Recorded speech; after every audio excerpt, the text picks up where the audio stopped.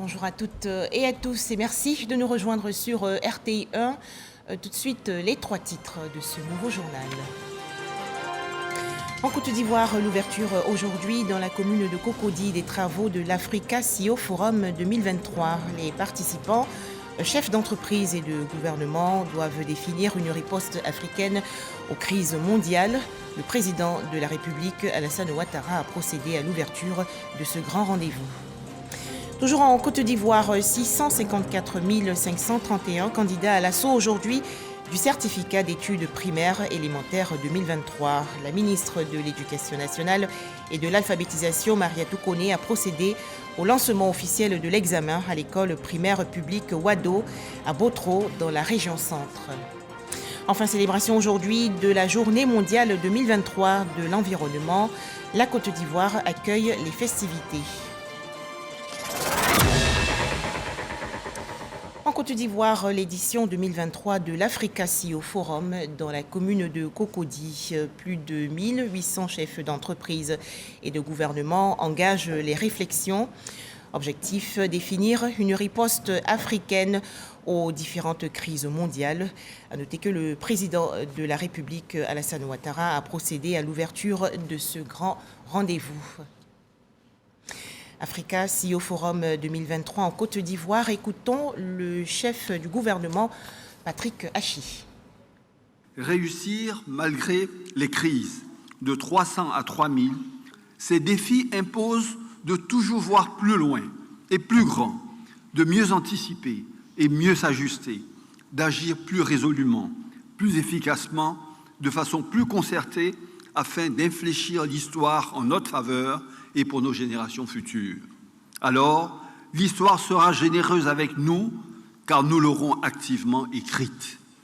Au-delà des crises et mutations, nous faisons face à un autre défi de taille, l'extrême jeunesse de notre population. Cela peut être notre plus gros actif si nous y investissons, mais aussi notre plus gros passif dans un monde où les opportunités et les menaces de tout genre existent. En effet, selon les tendances actuelles, la population africaine doublera pour atteindre 2,8 milliards en 2050, avec plus de 2 tiers ayant moins de 35 ans. Nous n'avons guère le choix que de mettre tout en œuvre si nous tenons à les rendre les plus productifs possibles, tout en évitant la fuite des cerveaux.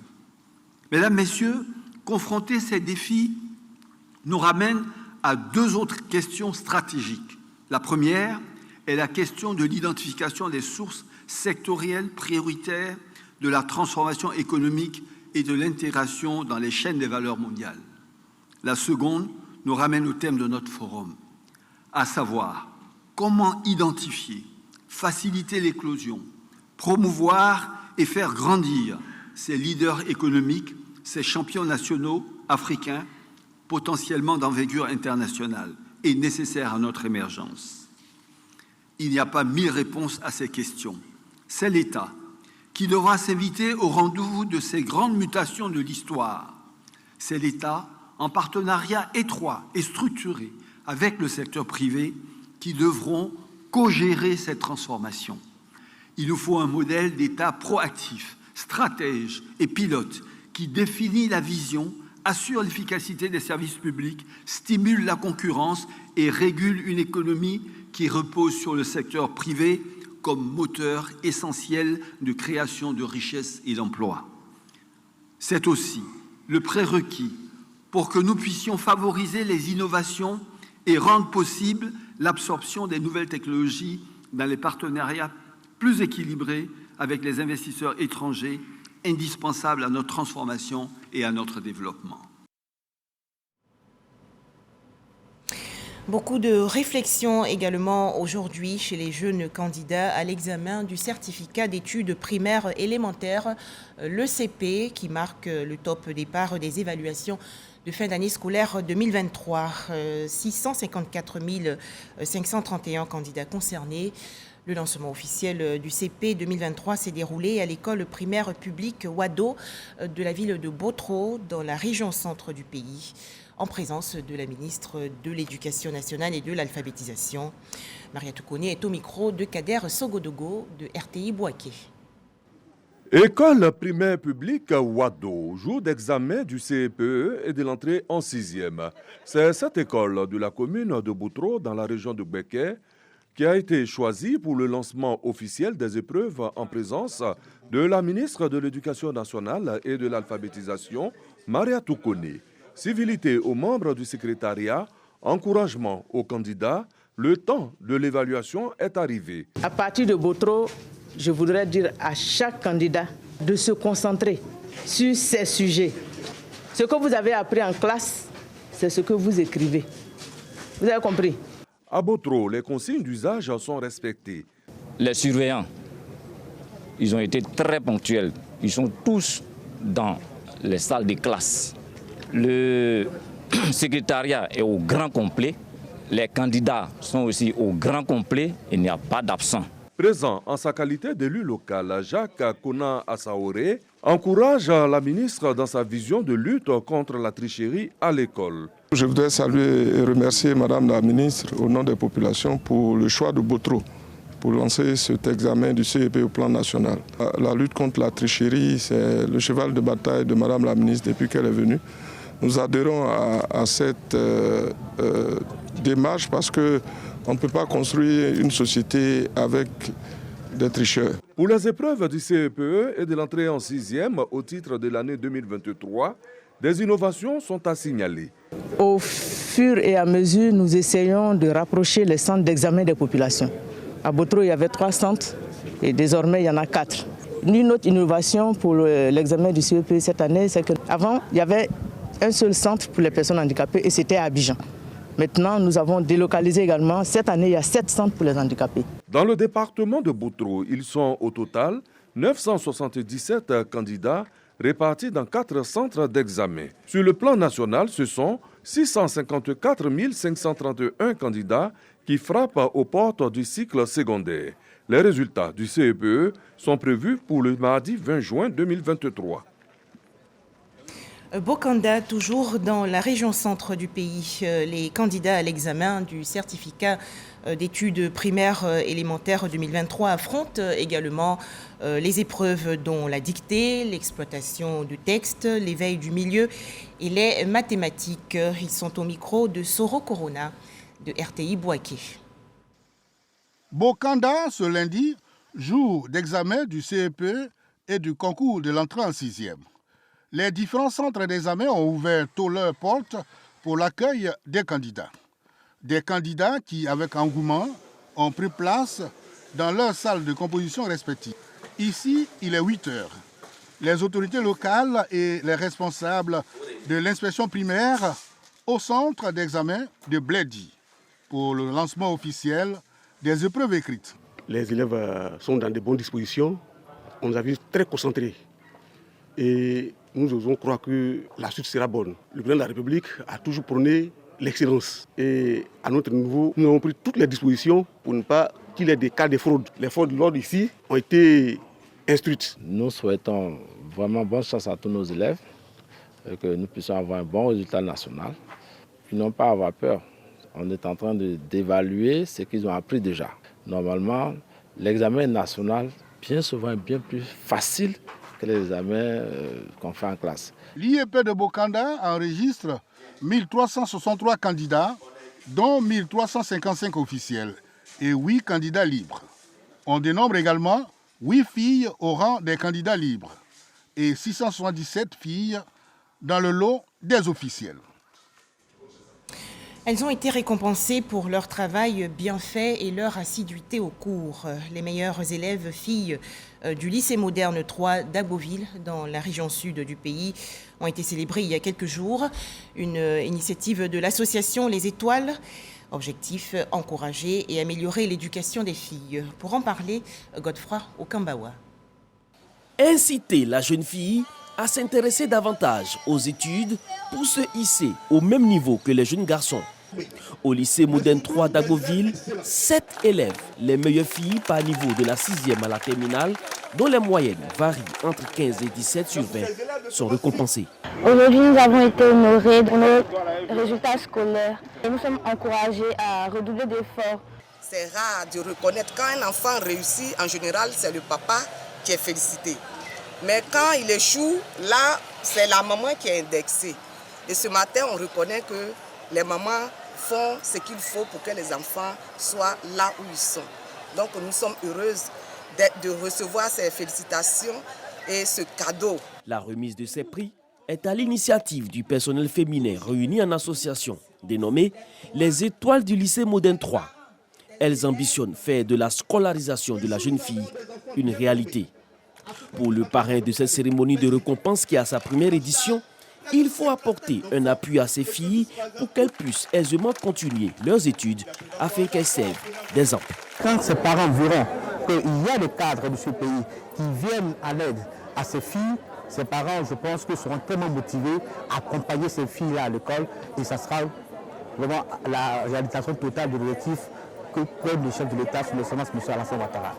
Chaque lauréate du premier cycle a reçu une enveloppe de 50 000 francs CFA et 100 000 francs CFA pour celle du second cycle.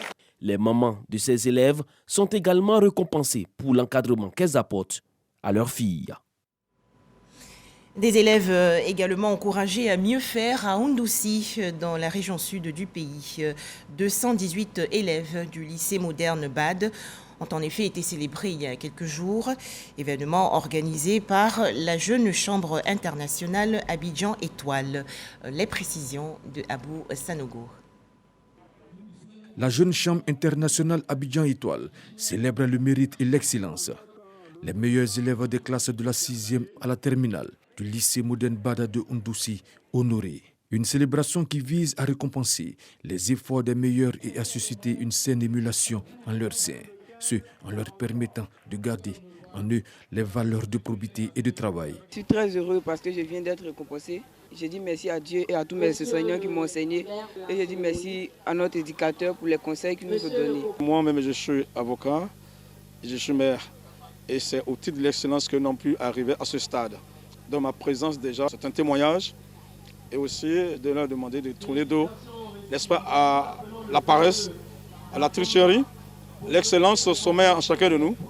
Il faut simplement la réveiller à travers la prise de conscience, à travers le courage. La Jeune Chambre internationale Abidjan Étoile s'engage à poursuivre sur sa lancée, faire la promotion de l'excellence au niveau des établissements de Côte d'Ivoire. L'excellence, pourquoi? Parce qu'il faut amener une saine émulation au sein des établissements pour aider surtout ceux de l'intérieur du pays avec des stratégies ça et là pour récompenser les meilleurs afin que l'école devienne aussi meilleure.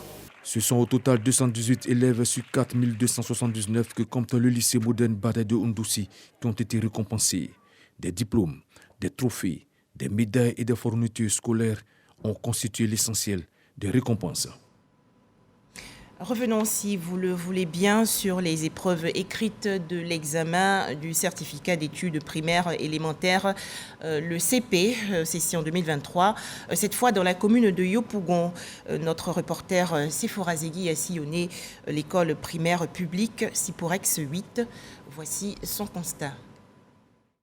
8 heures ce lundi 5 juin à Yopougon, quartier Selmer. C'est aujourd'hui l'examen du CEPE et ces élèves en retard se précipitent pour accéder au groupe scolaire Siporex 8, leur centre de composition. La dernière en image se fait même habiller par sa mère dans son uniforme scolaire, une consigne de la DRENA. Après vérification de l'enveloppe contenant les épreuves, la composition peut commencer. L'exploitation de tests ouvre le bal des épreuves. Je viens de voir les épreuves. Je me rends compte que ce sont des choses qu'on a déjà vues en classe, que ça va aller. Aucun incident signalé. La situation est calme. Dans tous les centres, le lancement a pu se faire à l'heure indiquée, c'est-à-dire à partir de 8 heures. Et les élèves ont commencé la composition. Pour lutter contre la fraude aux examens, la DRENA de Yopougon a pris des mesures telles que le port de l'uniforme conventionnel, le kaki pour les garçons et la tenue à carreaux bleus et blancs pour les filles. C'est l'évolution qui a fait que les enfants ont tendance à ne plus se mettre dans la tenue scolaire. Sinon, elle a toujours été obligatoire parce que l'examen est la suite logique des enseignements qui sont donnés. Nous ne sommes pas encore en fin d'année. Et pour couronner la fin de l'année, l'élève doit pouvoir venir en tenue scolaire. Il y a hors de cet établissement des parents assez particuliers qui attirent notre attention. Ils attendent que leurs enfants finissent de composer, certains dans l'angoisse et d'autres en prière. Je suis là pour elle. pour la soutenir et puis rester là pour l'attendre. On les soutient en prière. Pour que le Seigneur, il n'y a que Dieu seul qui peut les aider à faire ce qu'ils sont en train de faire. Parce que les enfants, d'autres sont stressés, d'autres ont la peur. Donc il fallait la prière, il faut la grâce de Dieu. L'examen du cours préparatoire élémentaire première année se déroule sans heurts également dans la commune du Plateau. École primaire publique Amondabi Catherine, les forces de l'ordre sont à leur poste, l'administration est à pied d'œuvre et les élèves confient leur sort à Dieu. On se débrouille très bien et on ne peut pas dire qu'on peut avoir. On remet tout dans la main de Dieu, c'est lui seul qui peut faire qu'on va avoir. Marie-Lydie a achevé son épreuve d'éveil au milieu en 15 minutes. Elle n'attend plus que l'épreuve d'orthographe. Elle se confie à nous. J'ai fini avant l'heure parce que les épreuves étaient faciles, c'était pas difficile. Donc, comme j'ai bossé, je connaissait tout, ça allait vite. Ici, c'est avec assurance que l'inspecteur de l'enseignement primaire public, Matenen Danyogo, nous fait le bilan de la mi-journée. Tout se passe bien. Il n'y a pas de problème majeur, les enfants sont sereins, tous les surveillants sont sur place. Tout est fait pour que les enfants travaillent dans de bonnes conditions. Au total, 622 375 candidats sont en lice pour l'examen du CEPE et de l'entrée en 6e. Les résultats seront proclamés le 20 juin prochain, sous le coup de 14 heures. Niakara-Mandougou, dans la région nord du pays. Ils sont 2127 candidats répartis dans 10 centres à affronter aujourd'hui les épreuves écrites de l'examen du certificat d'études primaires élémentaires, l'ECP 2023. Mais comment se déroule cette session? Le point dans ce reportage de Soro Corona de RTI Bouaké. Top départ des examens à grand tirage en Côte d'Ivoire par le CEP, certificat d'études primaires élémentaires. Dans la circonscription de l'enseignement primaire et préscolaire de Niakara, c'est le centre de composition du village de Kanaoulou qui a servi de cadre de lancement. À Kanaoulou et Ouregeka, les choses se déroulent selon les instructions du ministère. Nous sommes donc en train de tourner pour nous rendre compte de l'effectivité du déroulement. Mais les choses se déroulent très bien. Il n'y a pas de rumeurs à fabriquer. Niakara est vraiment en phase avec ce que l'administration a décidé. Le sous-préfet d'Arikoka, en lançant les épreuves, invite les candidats à la sérénité et à la confiance en soi. Appelle les surveillants à la vigilance et au professionnalisme pour des examens crédibles. Le certificat d'études primaires, ça sera votre premier diplôme. Donnez le meilleur de vous, soyez très attentifs, soyez concentrés. Donc je voudrais engager tous les enseignants ici à s'inscrire dans cette dynamique. Et je voudrais aussi les appeler à la vigilance, mais également au professionnalisme. Parce qu'il ne faudrait pas qu'au sorti d'ici, on entende certaines choses qui pourraient entacher la bonne tenue de ces épreuves. Les parents n'ont pas également accès au centre de composition. Depuis un certain temps, on a vu que les parents ne jouaient pas un rôle favorable au bon résultat. Donc c'est un milieu maintenant qui fait de sorte que les parents soient éloignés, que les enfants se fassent confiance et que le travail soit fait de façon sereine. Les candidats confiants trouvent l'exploitation des tests à leur portée. Dans la circonscription de l'enseignement primaire et préscolaire de Niakara, ils sont 2127 candidats répartis en 10 salles de composition à frapper aux portes des lycées et collèges du pays. Lundi 5 juin 2023, c'est aujourd'hui la journée mondiale de l'environnement. À noter que la Côte d'Ivoire est le pays hôte de cet événement consacré à la lutte contre la pollution plastique. Le ministre de l'Environnement et du Développement durable, Jean-Luc Assis, a d'ailleurs invité les populations à un engagement pour préserver l'environnement. Le point, Grâce Kando. L'année 2023 marque le cinquantenaire de la Journée mondiale de l'environnement avec pour thème « Solution à la pollution plastique ». Elle vise à mettre en exergue la nécessité d'agir pour la planète en vue d'une meilleure offre de services environnementaux au bénéfice de l'homme. Il s'agit donc pour les gouvernements, les industriels, les communautés, les collectivités, la société civile et les citoyens de se réunir pour explorer les possibilités existantes en termes d'action et de technologies vertes pour lutter contre la pollution plastique. En effet, plus de 400 millions de tonnes de plastique sont produites chaque année dans le monde, dont la moitié est conçue pour être utilisée une seule fois et moins de 10% du total sont recyclés. On estime que 19 à 23 millions de tonnes de plastique finissent dans les lacs, les fleuves et les océans. Le plastique se retrouve partout, dans les rues, les espaces verts et les caniveaux après leur utilisation. Ces emballages deviennent des déchets envahissants et sont déversés au sol et dans les ouvrages d'assainissement et de drainage. Face à cette situation alarmante, la Côte d'Ivoire a pris des mesures au nombre desquelles l'on note le Code de l'environnement qui est en ce moment en révision, la loi d'orientation sur le développement durable. La Côte d'Ivoire a interdit l'utilisation des sachets en plastique depuis 2013, soutenant ainsi le passage à des emballages réutilisables. La plus grande ville du pays, Abidjan, est également devenue un pôle pour les start-up qui cherchent à vaincre la pollution plastique. Par ailleurs, la construction et la mise en service des centres d'enfouissement technique et de valorisation des déchets qui mettent l'accent sur le tri et la valorisation va booster la lutte contre la pollution plastique en Côte d'Ivoire. Selon le ministre Jean-Luc Assis, la Côte d'Ivoire entend poursuivre ses efforts en faveur de la lutte contre la pollution plastique, notamment par le renforcement du cadre institutionnel et juridique, ainsi que le soutien des initiatives novatrices de recyclage et de valorisation du plastique. Un tournoi de football dans la commune de Port-Bouët pour célébrer la cohésion. Des militaires et des civils se sont donc affrontés récemment au stade municipal de Gonzagueville, événement organisé par l'association chrétienne Le Missionnaire. Patricia Kouakou et Didier Nguessan. Ambiance bon enfant entre 8 équipes composées de policiers, de pasteurs, de coiffeurs, de gendarmes et de forces armées. Elles se sont affrontées dans un match de football à l'occasion de la journée civilo-militaire. Cette journée renforce la cohésion entre les hommes en armes et les civils. La gendarmerie, c'est une force, on travaille avec la population. Voilà, c'est dans ce sens-là qu'on est venu participer à cette compétition de cohésion-là. L'objectif, c'est de nous mettre en confiance parce que les militaires, eux, sont là pour nous. L'idée, c'est d'être au contact des habitants d'Abidjan, au contact des Ivoiriens et de montrer que les militaires français, ils sont comme eux, ils partagent les mêmes valeurs, que ce soit dans le sport, que ce soit dans la fraternité, que ce soit dans le savoir-vivre. Cet événement est initié par la Fondation Le Missionnaire, organe chrétien soucieux de la santé des jeunes et des enfants.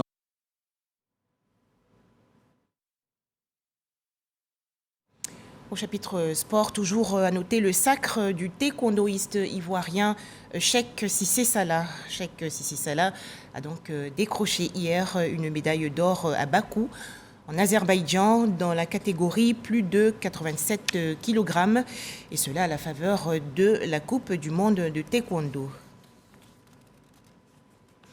Football, l'Argentin Lionel Messi copieusement sifflé il y a quelques jours par le public du Parc des Princes lors de son dernier match sous les couleurs du Paris Saint-Germain.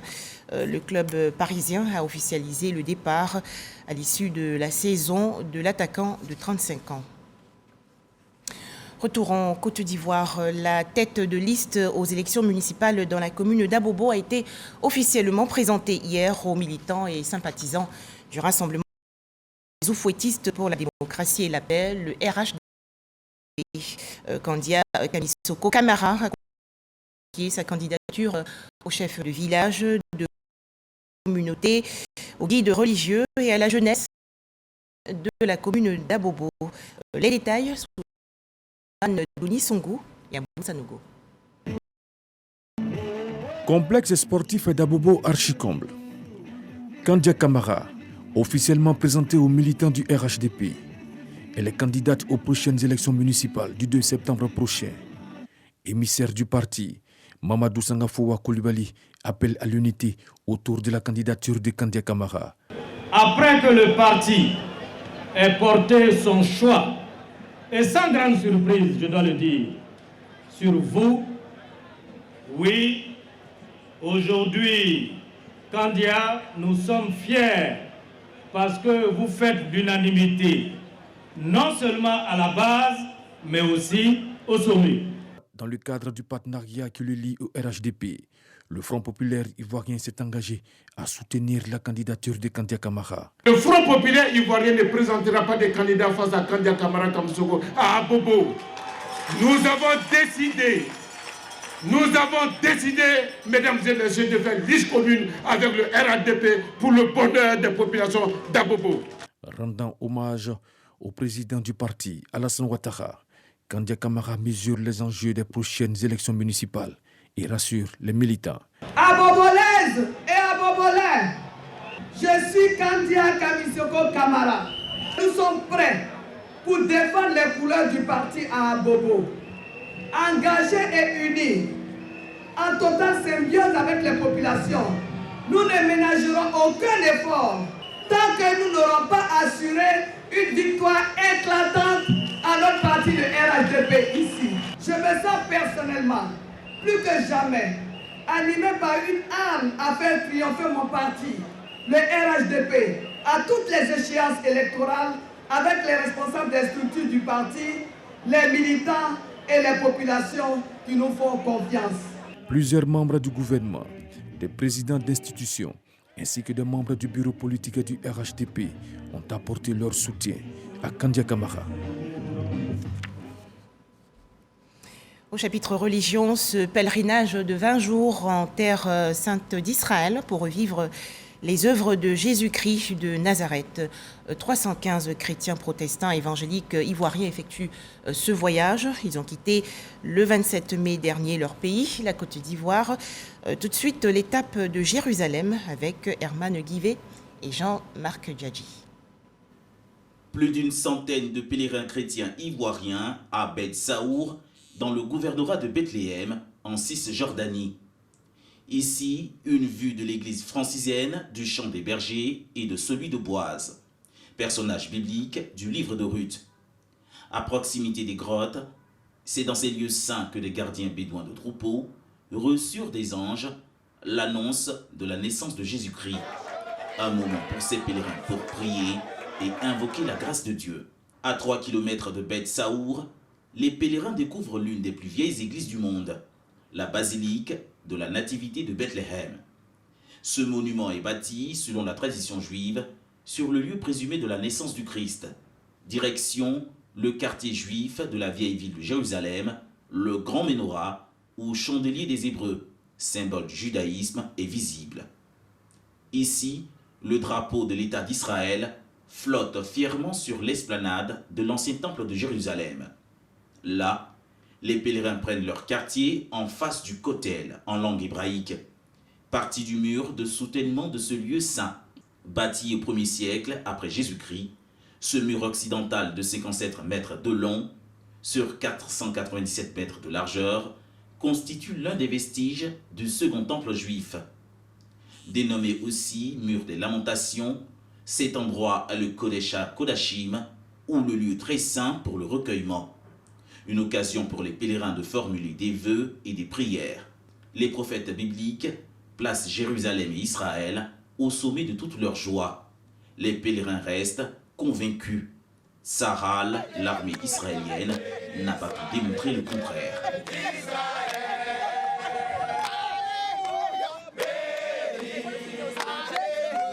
La Bible nous dit en 2 Chroniques chapitre 6 à partir du verset 20, Salomon lorsqu'il dédicaçait le temple a fait des prières. Et au verset 32 il a dit que tout étranger, quel que soit le lieu où il quitterait pour arriver en ce lieu, s'il prie, s'il demande des choses au Seigneur, que Dieu l'exauce. C'est une bénédiction pour la Côte d'Ivoire et pour la délégation ivoirienne de venir bien entendu à l'orée des élections régionales et municipales, de venir dresser les prières et les requêtes de paix.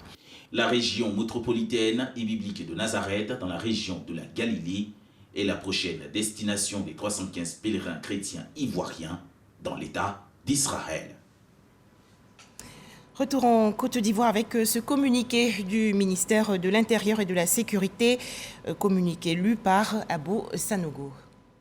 Le ministre de l'Intérieur et de la Sécurité porte à la connaissance des Ivoiriennes et des Ivoiriens que le site d'enrôlement et de délivrance du passeport ordinaire biométrique, si à la direction générale de la police nationale dans la commune du Plateau, a été délocalisé à la direction des transmissions et des systèmes d'information située au Plateau en face de l'immeuble abritant les services de la Banque africaine de développement, BAD, ex-CCIA. Dans l'attente de la finalisation des travaux d'aménagement engagés sur ce nouveau site, Le ministre invite les requérants à s'enrôler dans les cités suivantes. Cité d'enrôlement de Cocody, 2 plateaux boulevard Latri, Carrefour Duncan, Angré Djibi, près du terminus 81-82. Cité d'enrôlement de Marcory Anoumambo, près du pont Henri Konabédié. Cité d'enrôlement de Yopougon militaire, non loin de la pharmacie Chikata. À cette fin, les horaires d'ouverture des 10 sites ont été réaménagés à compter du mercredi 31 mai 2023, ainsi qu'il suit. Du lundi au vendredi, de 8h à 18h. Samedi, de 8h à 12h. Le ministre invite les requérants enrôlés à la direction générale de la police nationale avant le 27 mai 2023 à procéder au retrait de leur passeport au site d'enrôlement de Marcory Anoumambo, près du pont Henri Konabédié. Pour tout renseignement complémentaire, les intéressés peuvent prendre la tâche de la sous-direction de la police de l'air et des frontières ou de la société Sinedaï, joignable au contact suivant. Contact de la sous-direction de la police de l'air et des frontières 01 01 41 35 77 01 03 87 24 33. Contact Sinedaï 05 04 15 13 97 05 64 38 51 41 27 22 51 08 08. Le ministre présente ses excuses pour les désagréments éventuels liés à ce réaménagement et sait pouvoir compter sur la compréhension et l'esprit civique de toutes et de tous. Voilà, merci de nous avoir suivis. Excellent début de semaine à toutes et à tous sur les chaînes du groupe RTI.